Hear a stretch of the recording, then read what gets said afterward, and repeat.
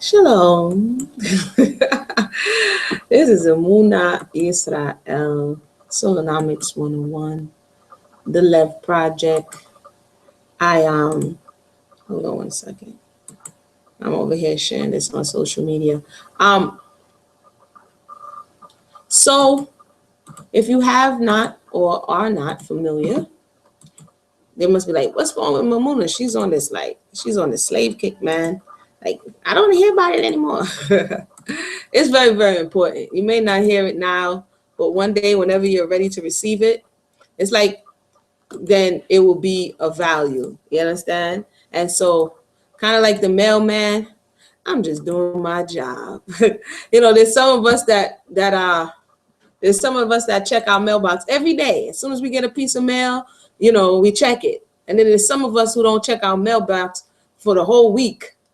And then some worse who don't check their mailbox for the whole month. But whether or not you check your mailbox frequent or infrequent, the mailman always delivers. And so the person with the message is not necessarily when the people receive it. It's just delivering it. So I say that to all of us who are out there, who are led within your spirit to do something. Every one of us has a job, and if we do our work that we're called to do for the work's sake, then the rest will fall into place. So once again, this is Amuni Israel. And I say all of that to say, I like to take advantage of, as long as it's not no paganness to it, certain things. So we went through January, we went through February, which they call Black History Month, right? And we said we're not satisfied. We want to know more because they're not teaching sufficiently. So we're doing this Left Project. We're in March, which they say is Women's History Month internationally, to acknowledge the voices and the accomplishments of women in history. So what better time to incorporate this? I said, well, we got to turn this up. We got to turn it up. Right now it was nap time up in my house. So y'all got to understand, when I get a little opening, that's where I'm putting this stuff at. So I said to myself today, I've been thinking all week, what am I going to do? How am I going to incorporate this? Because I already said we're going to do 30 Years a Slave by Lewis Hughes at night. And so I decided we're going to turn it up. Our foreparents were working diligently. There was no really rest for them. And even though we must find rest in what it is that we're doing, it's nothing. People be on social media a lot more than, the amount of time we reading. So we're coming on here to do something positive. So what I'm going to do is, this one, I don't think there's, the ones I've been sharing so far has free links. This one, you're going to have to do some investment. Everything in the world is not going to be free. So if you want the actual book itself, is on Amazon. This is called Weebles in the Week, Interviews with Virginia Ex-Slaves. And so from this, they're very short narratives. So I call it my lunchtime Left Project, where it is that when we do on the days we do it around 1 o'clock, so that the people who are on lunchtime or taking a break can go ahead and get a little bit of understanding before they go on. So for the rest of this month, I'm going to read just the narratives of the female slaves out of this book. Just the narratives of the female slaves, to bring their voice to the forefront as it relates to, and this is one demographic of people. It's not everybody's experience. And as you tell, you're going to be able to tell in this book that it's not everybody's experience. They're telling you their experience. What I've been learning is the plantations were like small businesses. That's what they were. But they were domestic small businesses. And so it's just like today, every small business has their own rules, has their own way in which they do things, have their own, it's individualized.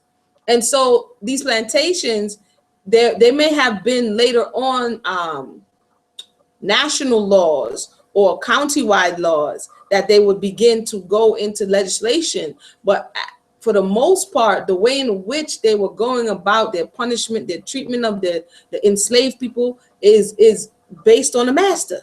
And our foreparents here understood that. And this is why they vied to, and as I was reading in one thing, get a good master. They prayed to go to a good master. They prayed to be sold to a good master. They just wanted a good, what you would call employer. you know, and there was word, they would pass word around town, sorry about that, about who were the good employers, who he didn't want to go to, who fed their slaves, who didn't feed their slaves. There was a whole culture that, like I said in another video, because I was a little, you know, ramped up, but in the culture, it was a whole culture, let me just say, around it. It was a different culture if you pick cotton than if you pick rice. You know, as I'm reading, rice is just something you didn't want to pick because it was the environment, the disease, because it had to be in the water. You know, it had to be a lot of swampy kind of area, a lot of mosquitoes, a lot of sickness. You know, cotton, you didn't want to go down because they sold you way down south to sell the cotton. So these are all languages and culture that sometimes we're disconnected from. And when we cut and dry the whole situation, you know, and like I was reading the other day, and then I'm gonna get started. It was a documentary, and the man was saying that they, you know, people act like they weren't slaves in the North before they abolished it in the North. They were, but because the conditions in the North were not conducive to plantation life, they were more domestic. But again, anywho, I'm reading from Weevils in the Wheat for those who may be interested in this book. Edited by Charles L. Perdue Jr., Thomas E. Barden, and Robert K. Phillips. Interviews with Virginia ex-slaves. So this is Mrs. Armari Adams. And I said the other day, say the names, because again, we say slaves. They ain't got no name. They ain't got no face. We don't know who they are. You understand? So we're going to say their name. They weren't slaves. They were enslaved. And this is the time in which they were free. So I'm going to see how many I can read at the lunchtime hour, because again, these are not as long as the narratives. So at night, we'll read our full length narratives, and the day we'll get these snapshots. Mrs. Armari Adams. And the interview was conducted June 25th, 1937. And she was at Tenant Old Folks.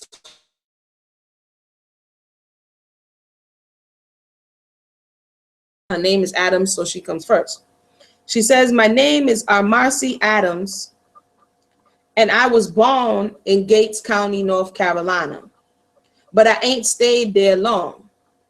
They never give me my age. White folks kept, hit, and never give it to me. My mother died when I was about 3 years old. Out of that, white folks raised me in Huntersville, Virginia, over here near Norfolk. The best I could say for my age is that I was about 5 years old when Richmond fell." So she's saying, if I'm not mistaken, about the time of the Civil War, she's saying she's about 5 years old. And she born in 1859 and 1865. So she's saying she's 5. She said, "My master's name was Isaac Hunter. Him and the missus was both Hellcats," meaning they wasn't good. They weren't good masters. "They have 4 head of children, and one of them come from Gates County. Martha dead now, and I ain't planning on meeting him in heaven neither. He were too wicked." So the master dead. She said, "I ain't trying to meet that dude nowhere because he was ridiculously wicked. Master was an old Methodist preacher, and the last time I seen him, he was coming in from a revival drunk. Dude was tipsy, and he was a Methodist people. He was getting crunk. You understand these things? When they come to Norfolk, they sell all the slaves down south because they fighting was near." And I'm going to do a little comments just in the parts that I could enlighten, so hopefully you'll stick with me. But basically, they saying when the North was coming, when the Yankees were coming and invading, the South was in scramble. The owners were scrambling. They were trying to either sell their property, or they were hiding, or they were, like she said, selling the slaves down south so that they could at least, because they were setting the slaves free.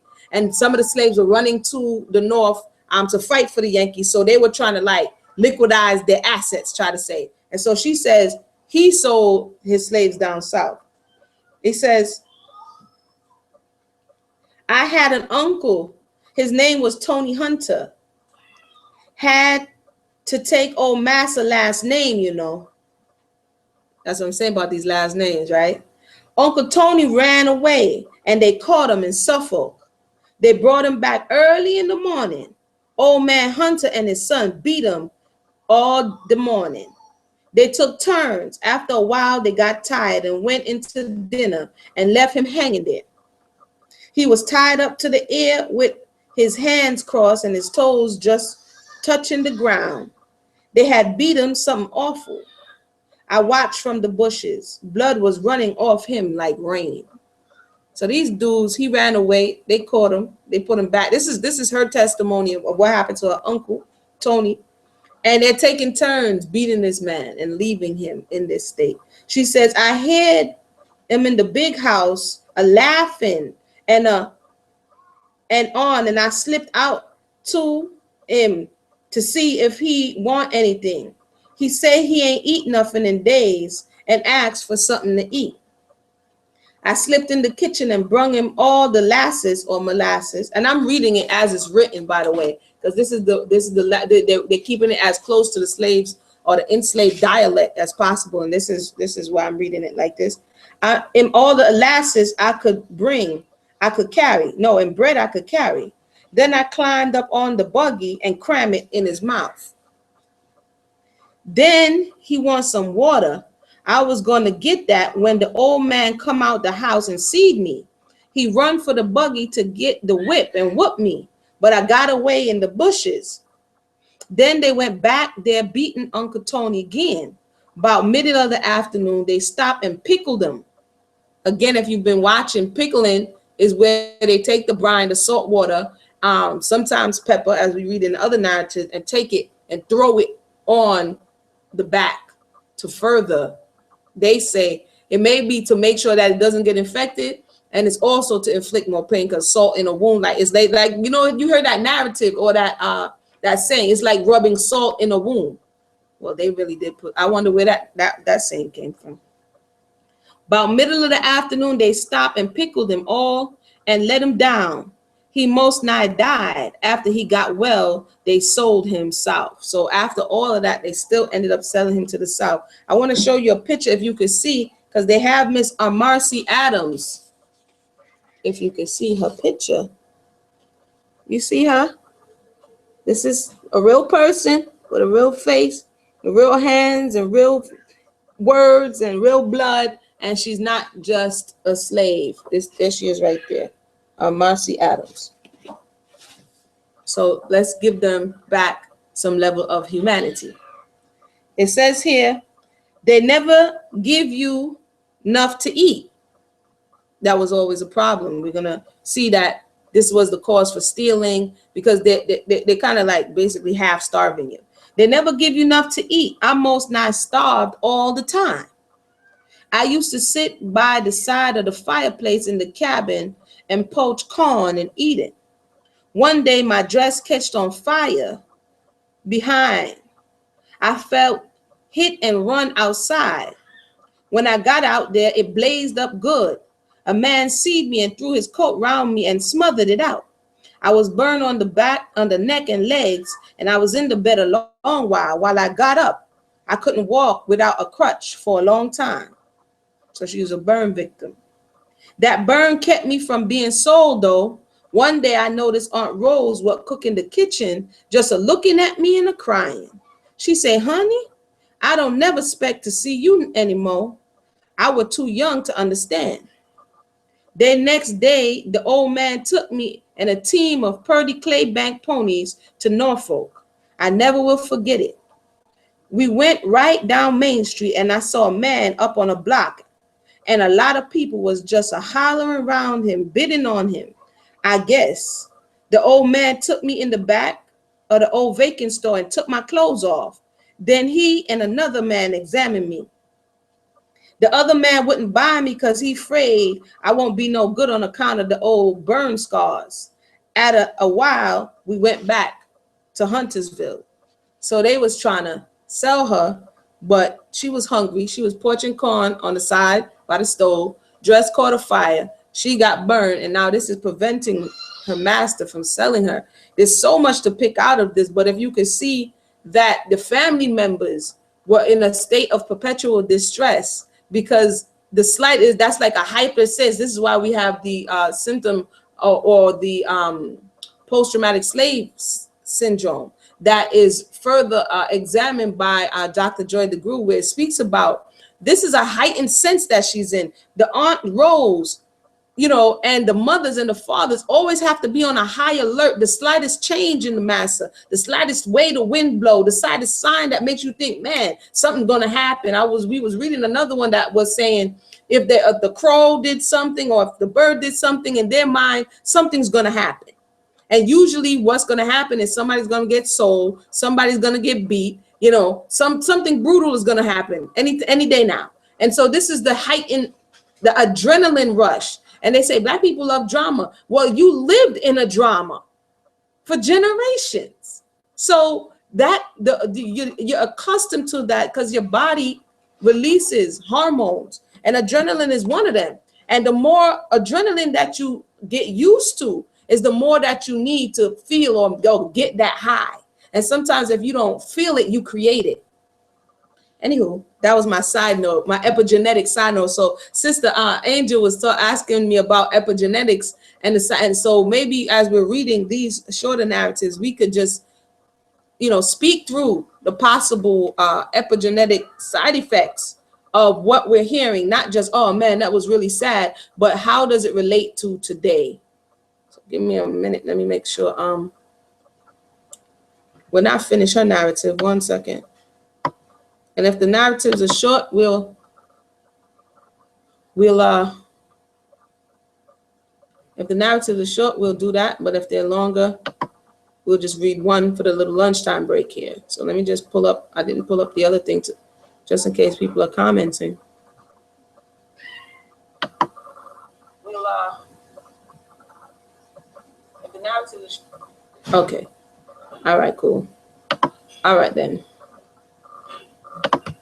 All right, so they kept selling slaves until they only had 2 men to work on the farm and me to do all the housework. Because remember, this is right up until now, it's about to be the freeing of the slaves, you know. So now they tried to recoup all their assets. They only left with 2 men and her. I never knowed I was free. That was also a common theme. They didn't tell me until I was about 15 years old. Check it out. She said she was 5 years old when they took Richmond. She was 15 years old when she found out she was free. So that means for 10 years, they led her under the assumption, and because she was a child from 5 to 15, that she was still indebted to them in slavery. They whooped me like a dog and beat me something terrible. I didn't know. I thought I was still a slave. Man. After I was free and didn't know it, I had a job mining turkeys. That was at Huntersville too. I don't know whether you ever mine any turkeys or no, but if you have, you know that they runs every which way. There were soldiers at the fairgrounds then. That was across the creek. Lord, I can remember just as well. I see the soldiers patrolling by with his gun on his shoulder. Then I heard his gun shoot a bang. And pretty soon, he come tromping back with that turkey slung across his shoulder. One of them turkeys got across the creek and that soldier done shot him. I was scared weak. I herded the rest of the turkeys together and took them on back home to the farm. Old Mrs. was standing out there counting them, and all at once she tell to old Massa, Isaac, one of them yellow turkeys is gone. That man grabbed me and stripped me naked. After freedom, mind you. She's like, wait a minute. She realizing now you was doing this because I didn't know I was free. Sound like today. And whooped me with a bullwhip until I fainted. After that, I done knowed how long he beat me. When I come round, they was washing me down with pickle. I stayed there out, I was 13, I guess. Then I left. How long I've been free, I don't know.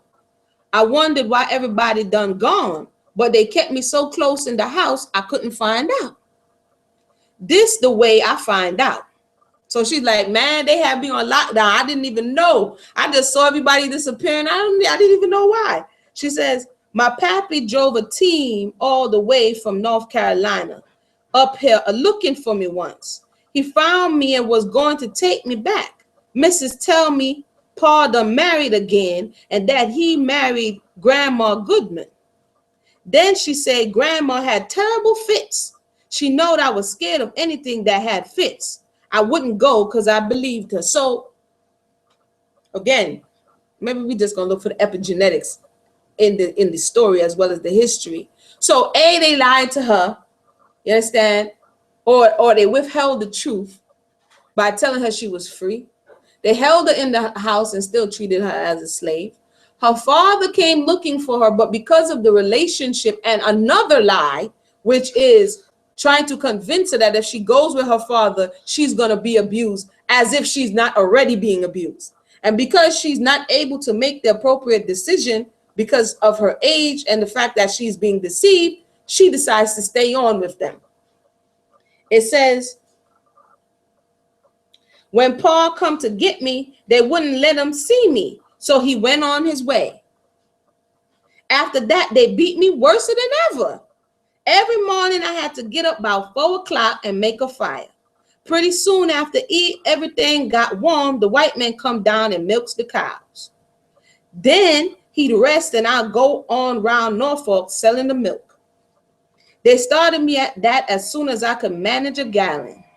Then as I grew, they increased the amount of milk and made me milk the cows too. Child, I suffered. You had to carry the milk in a pail and walk. Where you walk? You walk everywhere or anywhere you could find customers. Couldn't come home out until you sell all the milk. And you had to be back by 9 o'clock or you didn't get any breakfast. So she gets up at 4 o'clock in the morning. At first, the European dude, he's milking the cows. And then they give her the bucket to go hawk the milk wherever she can. And then after that, he stops milking it. So at 4 o'clock in the morning, she gets up milking it. And now she's on, I could imagine it's a bucket. It's probably not even closed. So she's going around trying to sell this milk and trying to get back before 9 o'clock so that she can get something to eat. Remember, she said they starved her. So half the time she was hungry. He says, you had to carry the milk in a pail and walk. Okay. She says, and you had to be back before 9 o'clock or you didn't get any breakfast. I tried, but I never could make it. I begged for food from door to door. So she never could make it back in time. It was a hard quota. You know what I mean? Five hours, get this done, sell the milk. And if you don't get back in time, you don't get no food. So as a child, she's like, it never worked. So she had to beg for food. Spend some on the money. Lord had to take all the money back to the hunters. So I guess they must have asked her, did you spend any of the money? She's like, no. Down the lower end of Church Street, there was a house called Free and Easy, a house of bad old women. I sold them milk, butter, and aprons. The cook there was very nice. He done give me many a breakfast. When it snowed, the walk was very hard. I can remember carrying milk in snow when it was snowing so hard that you couldn't see a foot ahead of yourself. When I got back, I was so cold, I couldn't fit my hand off the bucket handle. They had to pry it off. So she's talking about in the snow, in the cold, carrying this milk, which probably the bucket handle is metal. And when metal, you know what I'm saying, gets heated up and her hand is stuck to this handle. My feet would freeze too. Mrs. used to thaw my hands and feet out every winter morning. She says that the way I lived. Robert Hunter was about my size. He used to jump on me and beat me something terrible for nothing. If I walked by him, he'd slap me. One day he beat me very bad and the old man called me and told me, don't you let him beat you that way anymore. You fight him back. I don't forget to tell you, but you free, you know. So